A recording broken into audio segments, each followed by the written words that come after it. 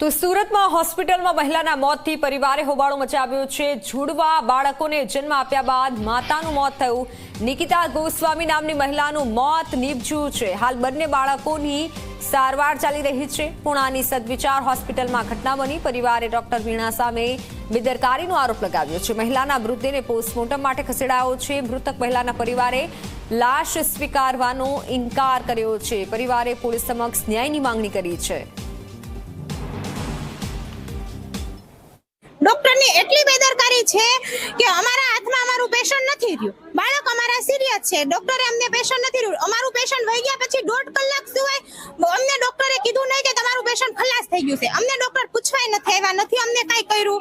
છેલ્લે તોય અમને સાઇન કરાવી કે તમે સાઇન કરો। અમે વાંચીને અમે થોડા સાઇન કરવાના છે। અત્યારે અમારી હારે જે ઘટના બની છે અમને ન્યાય નથી આપતું કોઈ।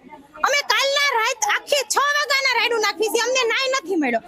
અમે નહીં બોડી સ્વીકારી નહીં અમે કાંઈ કરી। પહેલા અમને ન્યાય મળશે પછી જ અમે બોડી સ્વીકારશું, ત્યાં સુધી અમે બોડી નહીં સ્વીકારી।